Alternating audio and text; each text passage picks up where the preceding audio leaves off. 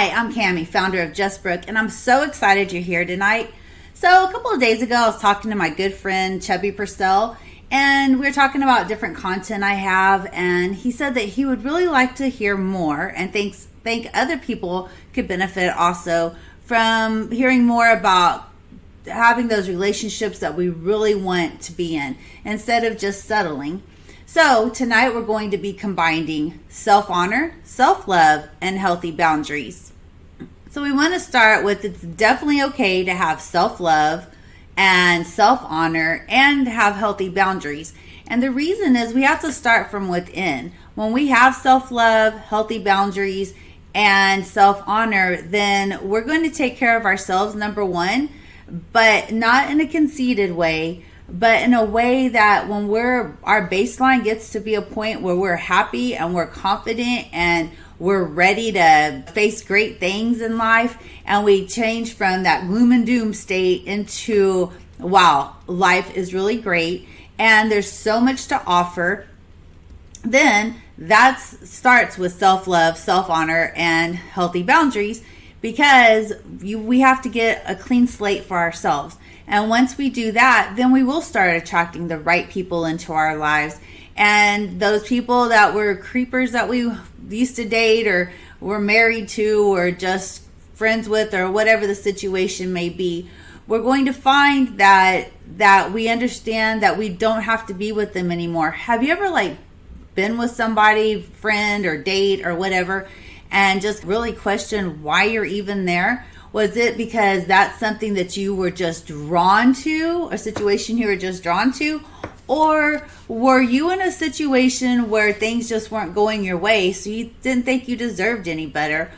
And a lot of those times, these things can start with one little area of our lives, and then it just goes into all the different areas of our lives. So we're going to talk about that and really break it down here in a little bit. And I think most of us can honestly say if we had our closest family member or whoever that closest person is to you, or our closest friend in a situation, and they were with somebody, and we'll just call them all creepers, boy or girl. If they were with a creeper and our best loved person in this world was being brought down by that person, would we say, it'll probably get better, just brush it off? Knowing full well that they had invested time, they were trying to change themselves and just fix whatever problem kept coming up with this other person, and that other person was just really bringing them down. Would we just tell them to brush it off and just keep it up, it'll get better, when we knew for a fact it wasn't going to get better? Or would we tell them, I really wish you would look into that mirror and see what I see, that beautiful person inside and outside, and you are a wonderful person, and there's so many good things about you and so many good qualities, but when you've been with this creeper, they have really brought you down, and so now you're at a point where you're second guessing yourself, and you seem to be feeling depressed, and you're not that happy person that I used to know and love. So what would you tell your most loved person? Stay with them or the facts? A lot of times we hold back those facts because we don't want to hurt someone's feelings. I'm here to tell you, I don't want to hurt your feelings, but just like your most loved person would tell you, you deserve more, and you can definitely get more. There's no reason to ever keep going out with those creepers or being friends with those creepers or whatever the situation may be. And in a little bit, I'm going to show you what actually goes on in our heads and how it encompasses us. So why don't we do that for ourselves? Why don't we have that same talk with ourselves and expect and want the best for us? It's real easy to look at someone else and say, oh, you could do so much better than that person. Why are you putting up with this? Or why are you putting up with that? But when we turn the mirror onto ourselves, actually, we don't turn the mirror onto ourselves. That's the problem, because we're just looking out our eyes that have been hurt, and all these things have gone on in the past. So we, for whatever reason, don't think we deserve it, but we understand and fully appreciate other people needing it and deserving it.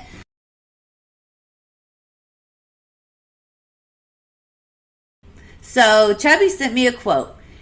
Everyone says that love hurts, but that's not true is the title. Everyone says that love hurts, but that is not true. Loneliness hurts, rejection hurts, losing someone hurts, envy hurts. Everyone gets these things confused with love. But in reality, love is the only thing in this world that covers up all pain and makes someone feel wonderful again. Love is the only thing in this world that does not hurt. That's by Liam Neeson. So let me explain to you a little. I've been a registered nurse for 30 years. So I spent 30 years explaining to people. I don't know if you can see this. So if this was your normal blood pressure, see how this artery is open, there's cholesterol here on the sides, but the blood can flow through easily. Whenever somebody's blood pressure goes up, their artery constricts and there's not as much room for the fluid to get through or the blood flow to get through. That's called high blood pressure. And then this cholesterol here on the side, when a little piece breaks off and gets stuck between the cholesterol on the other sides of the wall, that causes heart attacks and strokes. Like kind of universal. Well, it's kind of the same thing with us, and excuse my drawings, but this is how we started out. We started out in a happy place, the sun's shining, everything was great. But for whatever reason, it may be a job, it may be relationships, it can be whatever, kind of started this downward spiral of self-doubt in us. So if it was a relationship, was what I used here, we get with the wrong person. Well, instead of realizing what was going on and knowing that we can't fix that, it just wasn't meant to be, we get with another wrong person to try to fix wrong person number one. We can't fix the first relationship with the second relationship because this second relationship had nothing to do with the first one. So then we have a third relationship. And then other people are dating people or marrying people and everything looks great and rosy for them. And so then we get a little bit envious. So that kind of builds up another level of wall. And then we get with the Mr. or Mrs. Wrong. And then we have some work stress. And then we're feeling bad because we're so stressed out. Because when we get stressed out, things like high blood pressure happen. And then we get headaches and not feel good. And so then we have that level of wall to break down. And then we get with another bad person. Or not bad person necessarily, but wrong person. So all of these are we're just adding fuel to the flame. So eventually it feels like we're in just one big fire of flame because it's all in our head. And then it just feels like that's what's around us because we're attracting to us is what we're receiving because there's just all this negativity going on in our lives. So quite frankly, when we're in any of these situations, we don't actually want Mr. and Mrs. Right to come in at that time because we have too much drama in our own lives. So what I want to help you do is to organize and get all this whole big old flame that's all over us, like that we're living in and that's inside of our head. I want to help you organize things where you can be yourself again. We'll work on self-love. We'll work on your self-worth, your self-honor. We'll remove blocks. So that way you can see yourself here. And then these different areas out to the side. Relationships can be one, work, envy, where your situation is. And then we can talk about, and you can also just think about it, and you can probably mark a lot of these out. Because when things get organized again, and you're not in the middle of all that chaos, and you're feeling self-love and self-worth and self-honor, all those little problems that add up to a big problem, now they're over here to the side. They're out of our minds. They're over here to the side. And then you can looking at them each one at a time. Well, this relationship didn't work because of whatever.